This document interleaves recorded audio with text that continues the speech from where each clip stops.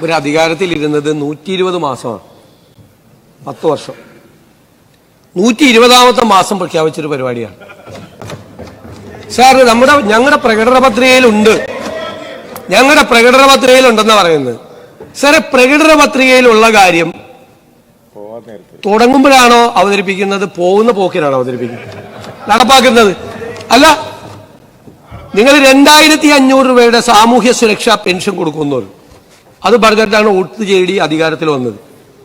എന്നിട്ട് 4.25 കൊല്ലക്കാലം 1 രൂപ കൂട്ടിക്കൊടുത്തില്ല. പഞ്ചായത്ത് ഇലക്ഷന്റെ തൊട്ട് മുമ്പ് ഒരു 400 രൂപ കൂട്ടി 2000 ആക്കി. പോണപോക്കിന് അങ്ങനെയാണോ പ്രകടന പത്രിക നടപ്പാക്കുന്നത്? ഞങ്ങൾ നോക്ക്, ഞങ്ങൾ പ്രകടന പത്രിക, ഇവിടെ പ്രകടന പത്രികയെ കുറിച്ച് പറഞ്ഞുകൊണ്ടാണ് ഞാൻ പറഞ്ഞത്, ഇല്ലെങ്കിൽ ഞാനൊന്നും പറയില്ല. ഞങ്ങൾ ആദ്യത്തെ മാസത്തിൽ സ്ത്രീകളുടെ സൗജന്യ യാത്ര ഞങ്ങൾ നടപ്പിലാക്കി. ആദ്യത്തെ ക്യാബിനറ്റിൽ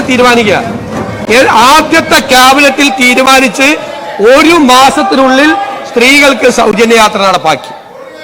ഞങ്ങള് ഇവിടെ സ്ത്രീകളോട്, ഇത് ശരിയല്ല, അത്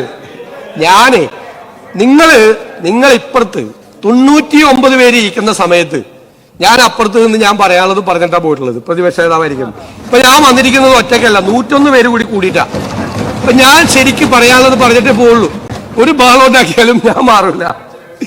നിങ്ങള് സ്ത്രീകളോട് സ്നേഹം, ചെറിയ ആശാ വർക്കർമാര് ആ തെരുവില് സമരം ചെയ്തില്ലേ എത്ര മാസക്കാലം? നിങ്ങൾ തലമുണ്ടനം ചെയ്തില്ലേ സ്ത്രീകൾ? നിങ്ങൾ അവർക്ക് സഹായിച്ചില്ല എന്ന് മാത്രമല്ല, നിങ്ങൾ അവരെ കളിയാക്കി, പരിഹസിച്ചു, പാട്ടവർക്കികളെന്ന് പറഞ്ഞു, എന്തെല്ലാം മോശമായ വാക്കുകൾ ഉപയോഗിച്ചു. സാർ, ഞങ്ങൾ എന്താ ചെയ്തത്? ആദ്യത്തെ മന്ത്രിസഭാ യോഗത്തിൽ തന്നെ അവർക്ക് 3000 രൂപ ഞങ്ങൾ കൂട്ടിക്കൊടുത്തു. സാർ, അത് മാത്രമല്ലല്ലോ, അംഗൻവാടി തൊഴിലാളികൾക്ക് സ്ത്രീകളാണല്ലോ, പാചക തൊഴിലാളികൾ, പ്രീ പ്രൈമറി അധ്യാപകർ അവർക്ക് എല്ലാവർക്കും ആദ്യത്തെ ക്യാബിനറ്റിൽ തുക വർദ്ധിപ്പിച്ച് നൽകി. മനസ്സിലായേ? ഞങ്ങളാണ് സ്ത്രീപക്ഷം, നിങ്ങളല്ല, നിങ്ങളായിരുന്നില്ല. നിങ്ങൾ സ്ത്രീ വിരുദ്ധ പക്ഷ നിലപാടാണ് എടുത്തിരിക്കുന്നത്. അങ്ങ് ബഹുമാനപ്പെട്ട അംഗം ആ സ്ത്രീപക്ഷത്തെ കുറിച്ച് എന്നെ ഓർമ്മിപ്പിച്ചതുകൊണ്ട് മാത്രമാണ് ഞാൻ, അല്ലെങ്കിൽ ഇതിന് മറുപടി പറയേണ്ടതല്ല. സാർ പ്ലീസ്, അങ്ങ് ഞാൻ പറയട്ടെ, ഇരിക്കും സാർ. പിന്നെ നിങ്ങൾ പോകുന്ന പോക്കിൽ ഈ പെൻഷൻ കൊടുത്തതുപോലെ തന്നെ ഇപ്പൊ പറഞ്ഞു പേ കമ്മീഷൻ. നിങ്ങൾ പറഞ്ഞല്ലോ സാമ്പത്തികമായ ബാധ്യതകളെ കുറിച്ചാണല്ലോ പറഞ്ഞത്, വൈറ്റ് പേപ്പറിനെ കുറിച്ചൊക്കെ പറഞ്ഞു, അദ്ദേഹം പറഞ്ഞു. സാർ, പേ കമ്മീഷൻ എല്ലാ ഗവൺമെന്റും അതാത് സമയത്ത് നേരത്തെ പേ കമ്മീഷൻ പ്രഖ്യാപിച്ച് അവരുടെ നടപടിക്രമങ്ങൾ പൂർത്തിയാക്കി ആ പേ കമ്മീഷന്റെ ശുപാർശകൾ ഇംപ്ലിമെന്റ് ചെയ്യും.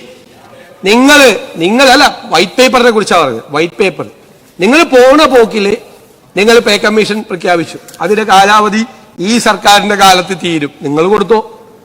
നിങ്ങൾ എത്രയോ വർഷക്കാലം DAയും DR-ഉം നിങ്ങൾ തടഞ്ഞു വെച്ചു. ലീവ് സറണ്ടർ നിങ്ങൾ തടഞ്ഞു വെച്ചു. എന്നിട്ട് പോകുന്ന പോക്കില് അത് കൊടുക്കാൻ പ്രഖ്യാപിച്ചു. കൊടുക്കേണ്ടതെല്ലാം ഞങ്ങളാണ്. നിങ്ങൾ ചെയ്യാതിരുന്ന മുഴുവൻ കാര്യങ്ങളും ചെയ്യേണ്ടത് ഞങ്ങളാണ്.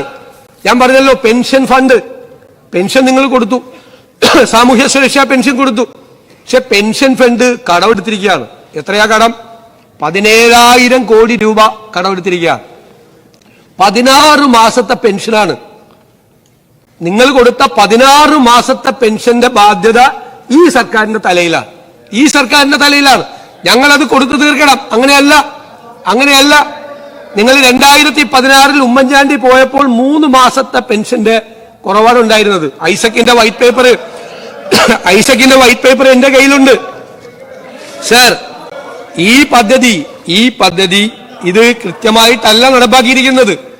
ഇത് ധൃതി പിടിച്ച് തെരഞ്ഞെടുപ്പ് കാലത്ത് തട്ടിക്കൂട്ടിയ ഒരു പദ്ധതിയാണ്. പക്ഷേ തെരഞ്ഞെടുപ്പിന്റെ പെരുമാറ്റച്ചട്ടം വന്ന അന്നാണ് ഫെബ്രുവരിയിലെയും മാർച്ചിലെയും ഏപ്രിൽ മാസത്തെയും പെൻഷൻ നിങ്ങൾ കൊടുക്കുന്നത്. ഇത് കൊടുത്തു പോണ പോക്കിന്, മനസ്സിലായ? പിന്നെ പറയും ഏതോ സമിതി തെരഞ്ഞെടുത്തെന്ന്. ഞങ്ങളൊക്കെ MLA-മാരായിരുന്ന ആളുകളാ, ഒരു സമിതി ഉണ്ടായിരുന്നില്ല. തോന്നിയവർക്ക് നിങ്ങൾ കൊടുത്താ. ഞങ്ങളാരും പറഞ്ഞിട്ടില്ല, ഞങ്ങളൊക്കെ MLA-മാരായിരുന്നല്ലോ. ഞങ്ങളുടെ നിയോജക മണ്ഡലത്തിൽ ഏത് സമിതിയാണ്, ഏത് പഞ്ചായത്തിൽ ഏത് സമിതിയാണ് നിലവിലിരുന്നത്? ഒരു സമിതിയില്ല. അന്ന് വേണ്ടപ്പെട്ടവർക്കെല്ലാം നിങ്ങളുടെ ലോക്കൽ കമ്മിറ്റിയും നിങ്ങളുടെ ഏരിയ കമ്മിറ്റിയും കൂടി കൊടുത്താണിത്. അതൊന്നും വളരെ കൃത്യമായിട്ട് പറയാം. അതൊന്നും പരിശോധിക്കാതെ കൊടുക്കുന്ന പ്രശ്നിക്കുന്നില്ല. വളരെ വ്യക്തമായിട്ട് പറയാം. പരിശോധിച്ചിട്ട് അതിന്റെ തെറ്റുകളെല്ലാം ഉറപ്പാക്കിയിട്ടേ ഞങ്ങളത് ചെയ്യുള്ളൂ. മനസ്സിലായല്ലോ? നോക്കി അതിന്റെ തെറ്റുകളാണ് അത് ഒരു പഞ്ചായത്ത് സെക്രട്ടറിക്കും ഒരു കോർപ്പറേഷൻ സെക്രട്ടറിക്കും മുനിസിപ്പൽ സെക്രട്ടറിക്കും വരുന്ന ആപ്ലിക്കേഷൻ മുഴുവൻ എങ്ങനെ പരിശോധിക്കുന്നത്? ഏത് ഡാറ്റയുടെ ഏതായിട്ടാണ് കമ്പയർ ചെയ്യുന്നത്? ഒന്നും ഒരു വിധത്തിലുള്ള നടപടിക്രമങ്ങളും നടത്താതെ തെരഞ്ഞെടുപ്പ് മുന്നിൽ കണ്ടുകൊണ്ട് കേരളത്തെ സ്ത്രീകളെ പറ്റിക്കാൻ വേണ്ടി നടത്തിയാണ്. 120 മാസം ഭരിച്ചിട്ട് സ്ത്രീകളോട് സ്നേഹം വന്നത് അവസാന സമയത്ത് ആ ഇലക്ഷൻ വരുമ്പോ അതെന്താ കാര്യം? ലോക്കൽ ബോഡി ഇലക്ഷനിൽ നല്ല കനത്ത തിരിച്ചടി കിട്ടി. അത് കഴിഞ്ഞപ്പോഴാണ് ഇത് കൊടുക്കാൻ തീരുമാനിച്ചത്. മനസ്സിലായല്ലോ? കൊടുക്കാൻ തീരുമാനിച്ചത് അപ്പോഴാണ് കൊടുത്തത്. മാർച്ച് 16-ാം തീയതി കൊടുത്ത കേസാണ്. അതുകൊണ്ട് ഇത് പരിശോധിച്ചിട്ട് മാത്രമേ കൊടുക്കുകയുള്ളൂ. ഒരു കാരണവശാലും ഇത് സഭാ നടപടികൾ നിർത്തിവെച്ച് ചർച്ച ചെയ്യേണ്ട ഒരാവശ്യമില്ല. ബഹുമാനപ്പെട്ട മുഖ്യമന്ത്രിയുടെ വിശദീകരണത്തിന്റെ അടിസ്ഥാനത്തിൽ ചട്ടം 50 പ്രകാരമുള്ള നോട്ടീസിന് അവതരണാനുമതി നിഷേധിക്കുന്നു.